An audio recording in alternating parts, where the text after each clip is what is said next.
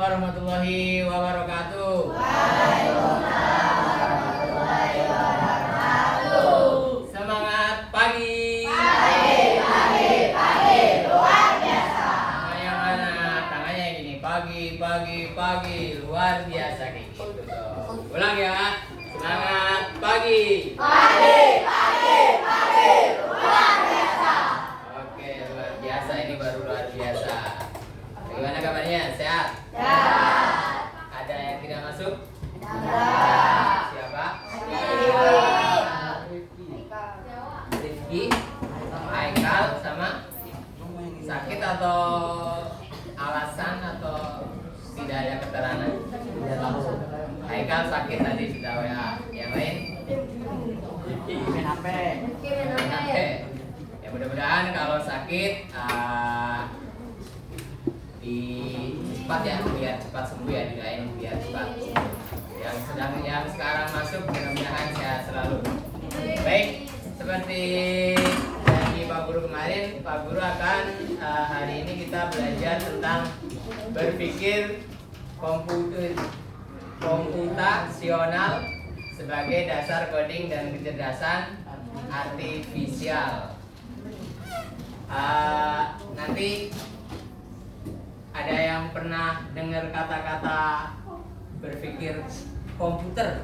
Ada yang pernah? Atau ada yang pernah dengar kata-kata coding? Mungkin sebagian sudah pernah ya. Kayaknya itu ribet ya. Tentang programmer atau bikin sesuatu game komputer mungkin ribet ya. Sebenarnya nanti kita akan bahas di sini bahwa coding itu tidak seribet yang kita pikirkan ya. Pada dasarnya keseharian kita pun nanti akan berkaitan sama dengan coding ya. Coba kita mulai ya. Judulnya ini berpikir komputasional sebagai dasar coding dan kecerdasan artifisial.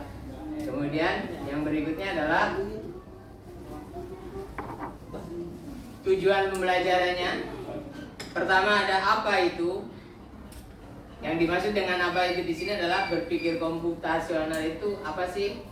Bisa dibaca adalah cara sistematik untuk menyelesaikan masalah yang membantu kita berpikir seperti komputer. Kemudian yang kedua adalah mengapa penting?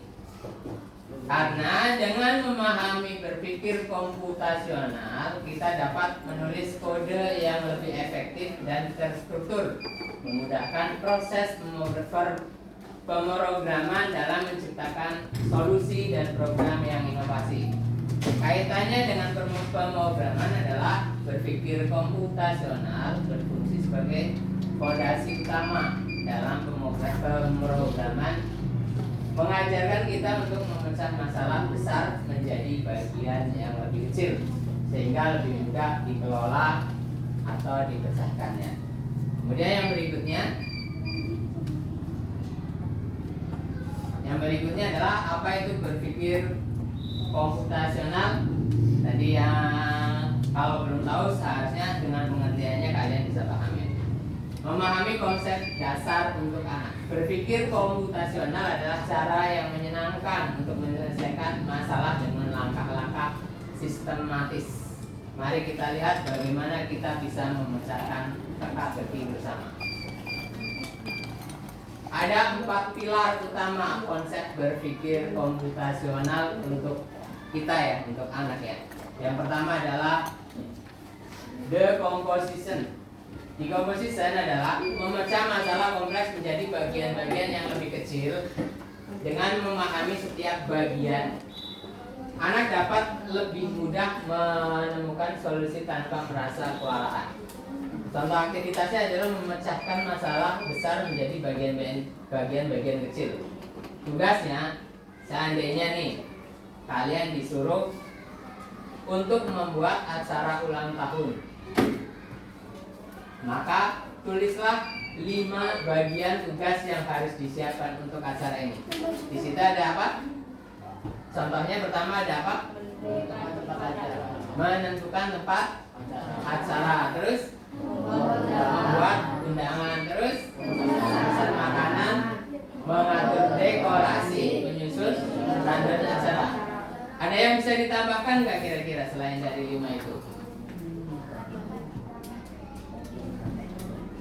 Apa? Kurang apa kira-kira?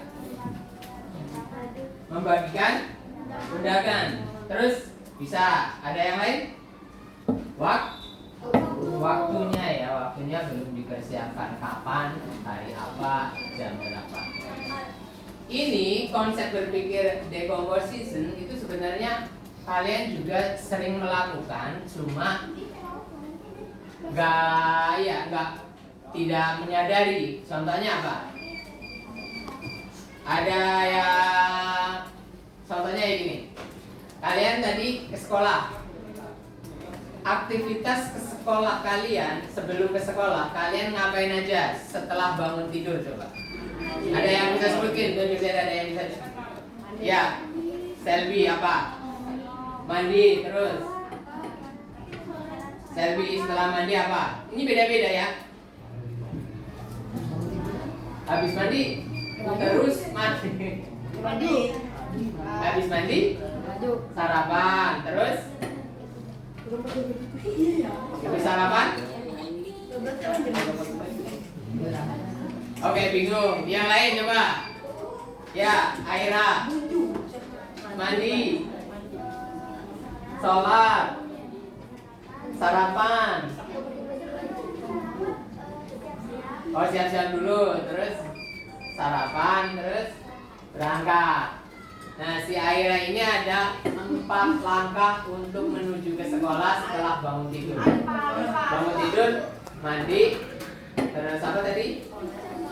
Sholat, siap-siap, sarapan, dan berangkat. Kalau Nesa tadi apa aja? Sama. Yang lain, ada yang beda? Habis mandi apa?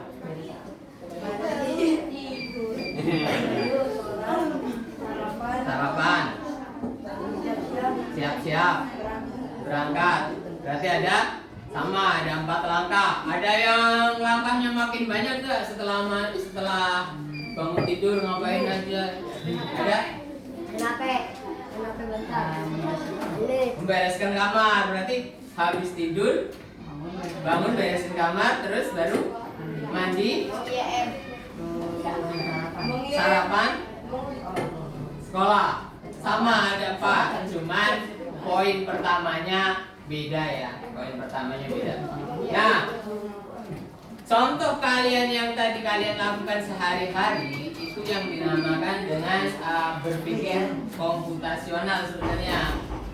Tentunya di bab ada di decomposition ya. Kemudian ada yang kedua adalah apa tuh?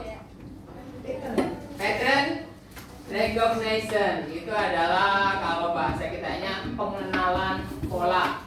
Pengertiannya, pengenalan pola membantu anak mengenali pola dalam masalah. Anak-anak belajar mengenali pola dengan mengelompokkan bentuk atau warna. Sudah ada yang pernah melakukan ini di game, mungkin pernah ya. Misalkan kalian punya kelereng 10 atau kelereng 30 dengan warna-warna 3 warna, misalkan ada merah, kuning, hijau. Kemudian misalkan ada perintah pisahkan warna yang sejenis, maka kalian pasti akan memisahkan ya. Misalkan yang warna hijau ada 5, merah ada 10, sampai dengan selesai. Itu namanya pengenalan pola. Terus ada lagi pengenalan pola yang lain. Contohnya apa? Misalkan jenis hewan, kalian harus bisa, misalkan ada jenis hewan mamalia. Mamalia itu apa? Jenis hewan apa? Menyusui. Contohnya ada kambing dikelompokkan, sapi dikelompokkan, jaguar dikelompokkan, harimau dikelompokkan, terus ular termasuk nggak? Ular ya tidak, berarti dipisah. Terus apa lagi? Paus misalkan. Terus apa lagi? Tidak. Ada burung menyusui bukan? Bukan, berarti dipisah. Itu namanya pengelompokan ya. Kemudian pilar utama yang berikutnya adalah abstraction. Adalah proses mengambil inti masalah dengan fokus pada elemen penting. Jadi kalau ada bagian-bagian yang nggak penting dibuang, disisihkan. 3A dipilih dengan yang penting-penting. Itu namanya abstraction. Kalau di piring kalau misalkan gampangannya kalau kalian mau bikin jus, mau bikin atau bikin teh manis. Bikin teh manis di meja ada gula, ada teh, ada kopi, ada piring. Maka yang perlu dibuang apa? Piring karena nggak kepake, disingkirin. Kemudian kopi karena kita mau bikin teh manis jadi disingkirin. Itu salah satu contoh dari abstraction ya. Kemudian yang keempat adalah algoritma. Algoritma desain melibatkan merancang langkah-langkah untuk menyelesaikan masalah. Misalnya saat membuat sandwich, kita perlu langkah-langkah yang jelas agar hasilnya sesuai keinginan. Di situ ada aktivitas menyusun langkah-langkah logis untuk menyelesaikan masalah atau tugas.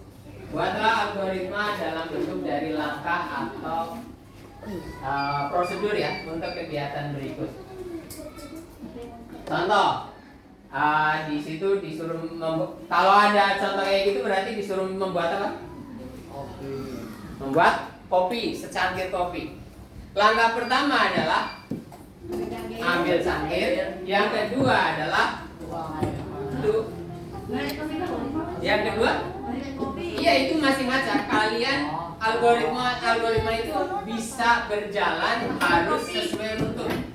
Kalau algoritmanya salah, hasilnya salah. Contoh misalkan itu membuat kopi, ambil cangkir, terus masukkan kopi, terus buang air panas, aduk, sajikan. Nah itu yang disebut dengan algoritma. Kalau algoritmanya salah, maka hasilnya juga salah. Contoh, misalkan tadi ada suruh kelereng tadi disuruh dipisahkan dengan warna lain ya, misalkan hijau itu suruh dipisahkan dengan merah. Ternyata ada yang merah nyampur di hijau. Itu bisa dikatakan berhasil nggak? Tidak, karena algoritmanya salah. Kemudian misalkan ada kayak yang ini. Kalian tuang air panas dulu, sajikan, kemudian aduk, mungkin nggak? Susah ya. Yang jelas harus namanya algoritma harus sesuai dengan urutan biar apa yang mau dibikin itu jadi. Ada yang bisa contohkan algoritma yang sederhana dalam keseharian kalian? Ada nggak? Ada yang bisa kasih contoh? Bisa yang lain, misalkan apa? Acungkan jari dulu, biar enak. Apa? Enggak, algoritma yang lain dalam keseharian kamu yang pernah kamu lakukan.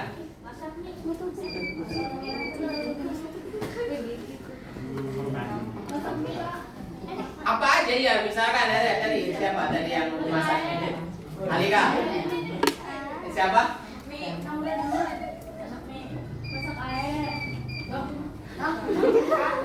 Atau Pak Guru kasih kalian yang jalanin ya. Misalkan Pak Guru kasih contoh, misalkan algoritma menggosok gigi. Coba ngajari yang bisa.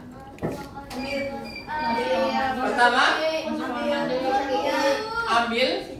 ambil sikat gigi, kasih pasta gigi, kasih odolnya, terus langsung gosok gigi. Habis gosok gigi, kumur-kumur, taruh lagi, selesai ya.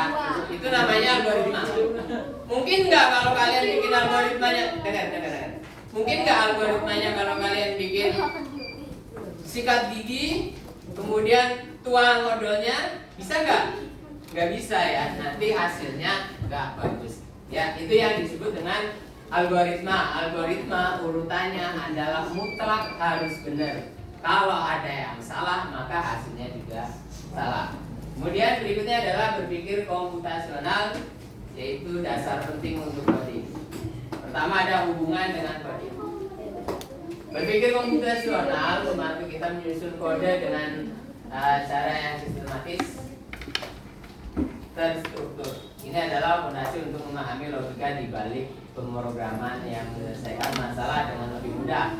Kemudian yang kedua adalah contoh algoritma sederhana. Contoh sederhana algoritma bisa dilihat ketika kita membuat minuman favorit. Misalnya kayak kalian membuat jus atau membuat teh manis tadi ya. Langkah-langkahnya dapat dipecah menjadi bagian-bagian kecil yang mudah dipahami untuk dicoba oleh anak-anak. Terus pengenalan block coding. Block coding seperti yang ada di Scratch membantu anak belajar membuat kode secara visual. Dengan cara ini mereka bisa memahami proses pemrograman tanpa harus khawatir tentang sinteks yang rumit. Berikutnya adalah visualisasi kode sederhana. Di situ ada gambar-gambar anak belajar kelompok, anak bermain game ya. Terus ayo mencoba algoritma. Mari kita berkolaborasi. Kita coba algoritma yang gampang dulu. Ada yang berani maju? Membuat algoritma terserah dalam kehidupan sehari-hari. Ada yang mau maju? Ditunjuk? Ditunjuk aja. Bikin algoritma dalam kehidupan sehari-hari. Kalian ngapain bikin algoritmanya? Ada mau. Ayo.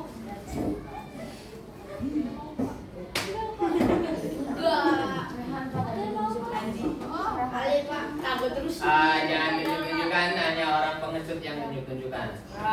Yo. Acukan jari aja kalau mau maju. Tunjuk aja ya. Tunjuk aja Ken, ayo Ken, maju Ken.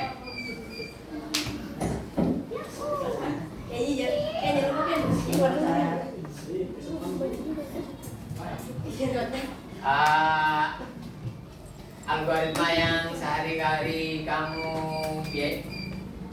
biasa lakukan ada nggak? Misalkan bikin apa ya gitu? Makanan? Burung. Contohnya gimana algoritmanya? Ambil tempat, taruh mangkok, taruh bubuk, kayak sereal gitulah ya. Itu berarti burungnya masih bayi. Oh ya masih bayi. Terus tuang air, aduk, suapin. Jadi ya diaduk. Oke, itu namanya algoritma menyiapkan makanan burung masih bayi. Ya. Ada yang lain?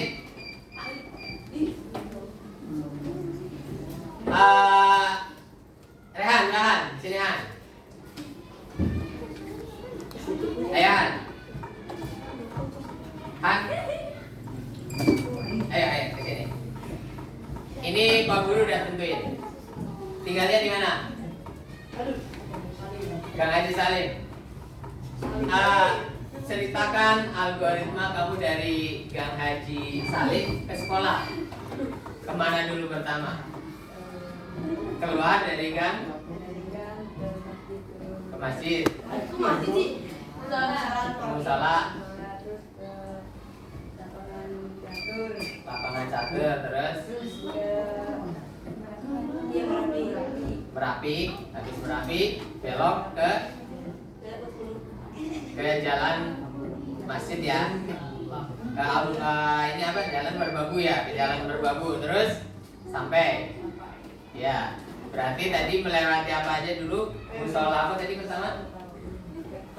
Lewat musola Al-Mukarrabin, terus lapangan catur, terus ke Cerme Raya, belok ke Merbabu Raya, terus belok ke sekolah. Ada 5 algoritma ada 5 tahapan algoritma yang dibuat Rehan. Boleh duduk Han? Terima kasih. Tepuk tangannya mana? Kalau dari Rehan dia ada 5 tahap. Mungkin nggak ada yang rumahnya sama, mau ke sekolah tapi dengan tahapan yang berbeda? Mungkin nggak? Iya. Pertanyaannya mungkin nggak? Mungkin ya. Jadi algoritma biasanya nggak harus sama, tetapi tujuannya biasanya harus dapatnya endingnya harus sama. Mungkin si Rehan tadi ada 5 tahap. Mungkin ada yang bisa 8, 7 atau 10 tahap ya. Tetapi untuk di algoritma ini kita pilih yang paling mudah, paling cepat dan jadinya sama ya. Itu tadi mencoba membuat algoritma ya. Algoritma sederhana. Terus yang berikutnya adalah mengapa berpikir komputasional sangat penting. Berpikir komputasional adalah kunci untuk menjadi problem solver yang kreatif dan terstruktur. Dengan memahami konsep ini, kita dapat menyelesaikan masalah dengan sistematis, mengerti cara berpikir layaknya komputer, menerapkan algoritma dalam kehidupan sehari-hari. Mari kita mulai coding. Belajar coding memberikan kesempatan untuk menjelajahi dunia digital dan berinovasi. Dengan berpikir komputasional, anak-anak dapat mengembangkan keterampilan berpikir kritis yang sangat berharga untuk masa depan mereka. Ayo jadikan coding sebagai bagian dari petualangan kita. Di sini terima kasih selesai ya. Tetapi nanti kita ada lembar kerja, tetapi kita pakai interaktif. Bentar.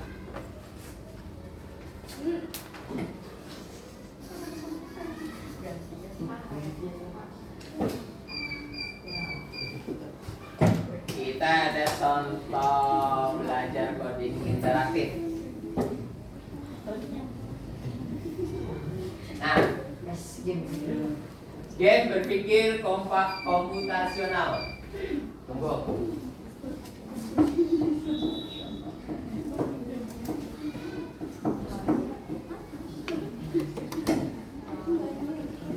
Oke, ada yang siap maju?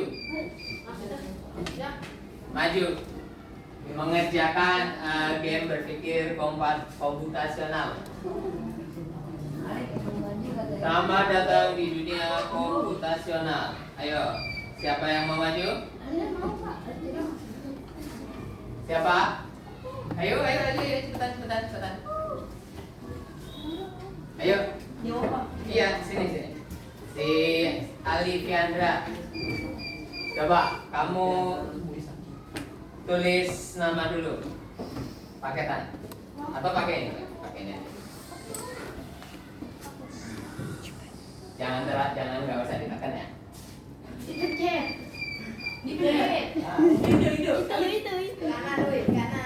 Nah, pakai itu juga boleh ya. Nah, gitu aja.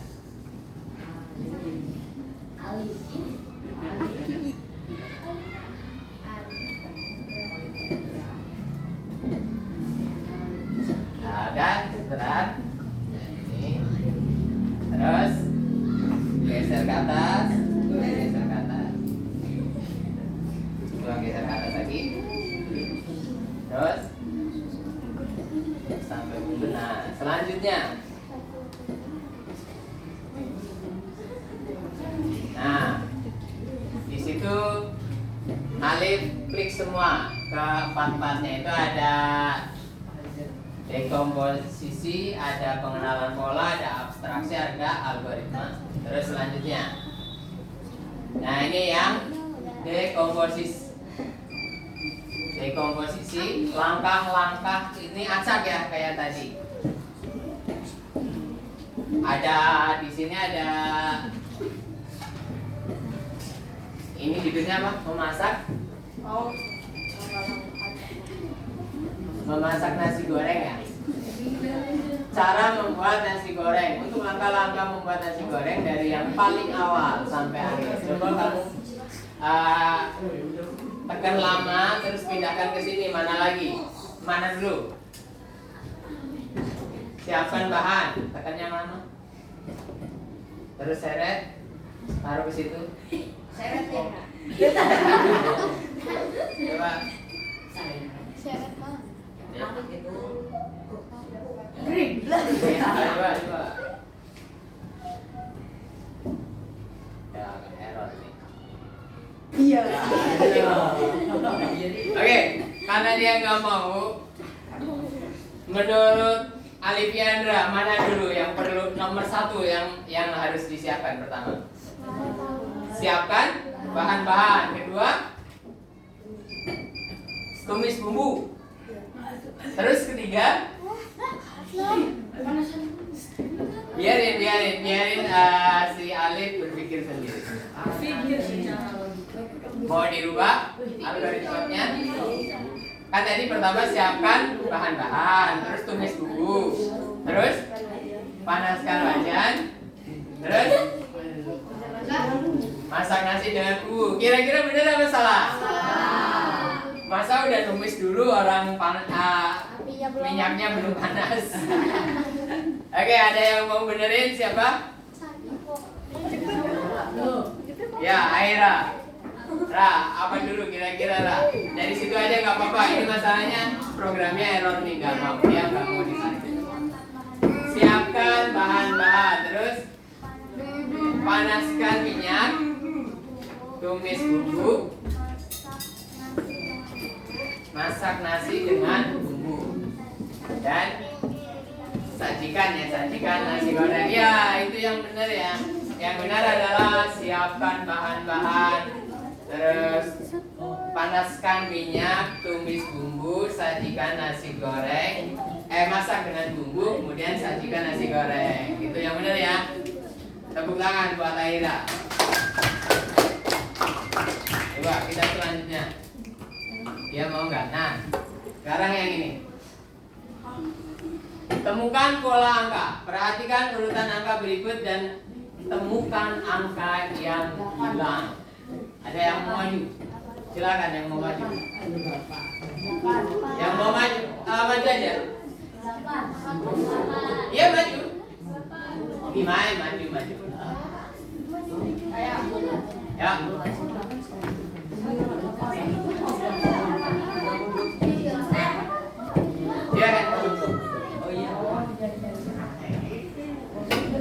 Ditekan, taruh ke atas coba.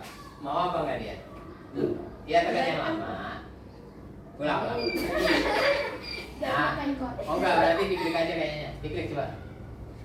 Lah, kok 7? Loh. Coba.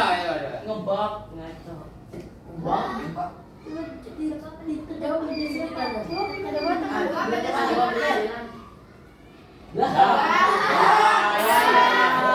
Ternyata dia gak error ya.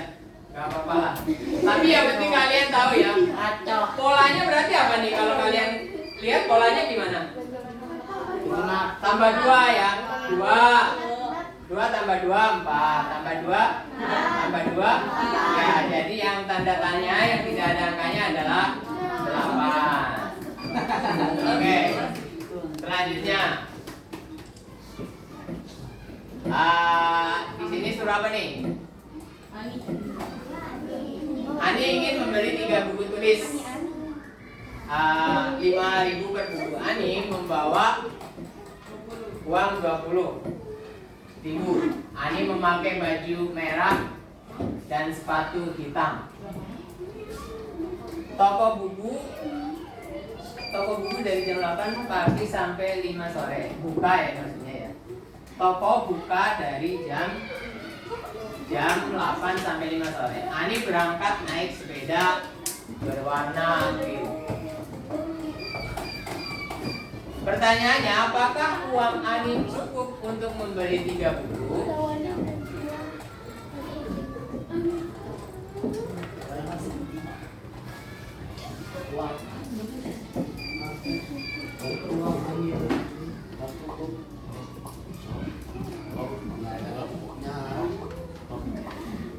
Ini agak ngaco nih. Pertanyaannya agak ngaco ya. Pertanyaannya apakah uang Ani cukup, tapi di sini tidak ada pilihan ya, nggak ada pilihan cukup apa tidak ya.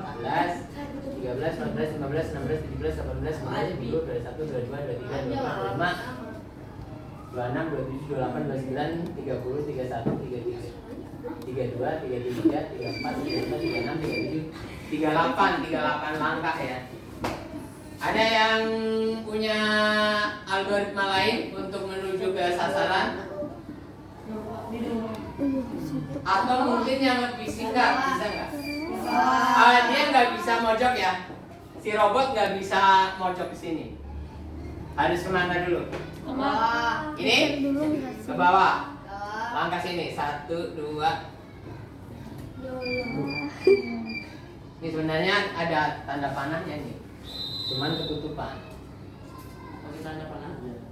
Ya kalau tanda panah nih. Tuh. Ke bawah. Terus kemana lagi? Belok gak? Hah?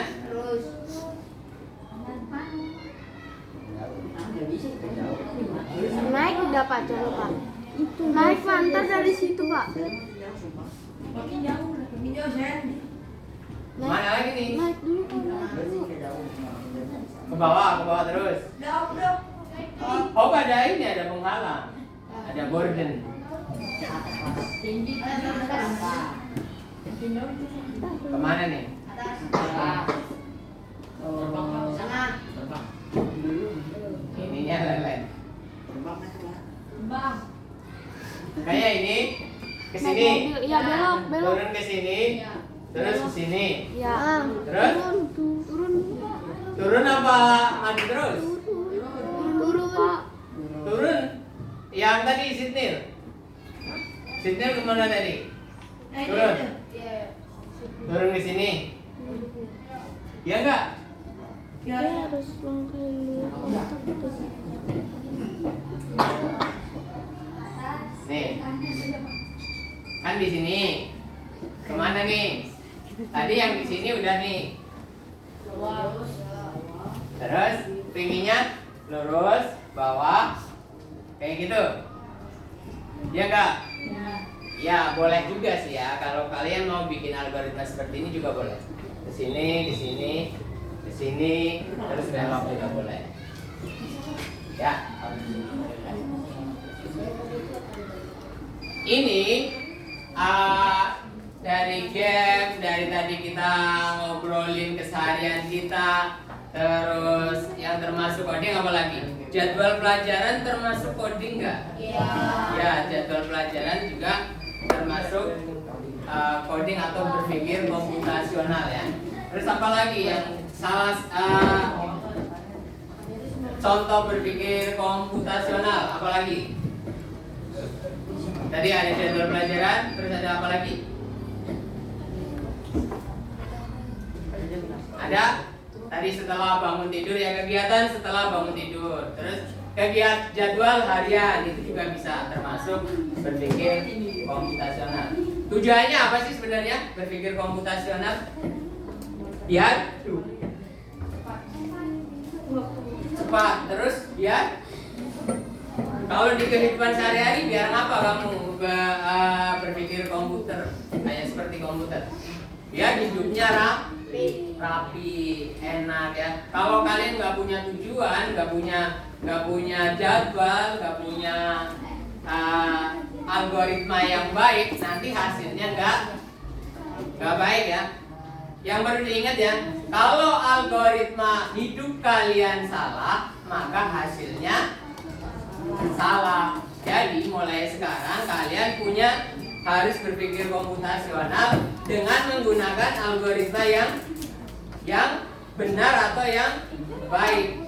Kalau algoritmanya salah atau tidak baik, maka hasilnya salah dan tidak baik. Itu yang perlu dicatat ya. Mungkin kali ini untuk pembelajaran berpikir komputasional cukup sampai di sini. Ada pertanyaan sebelum kita akhiri? Ada? Jika ada, baik. Nanti kita lanjut, mungkin nanti kalau ada pembelajaran-pembelajaran yang lain yang berkaitan sama coding, kita bakal ketemu lagi ya. Terima kasih. Assalamualaikum warahmatullahi wabarakatuh. Waalaikumsalam.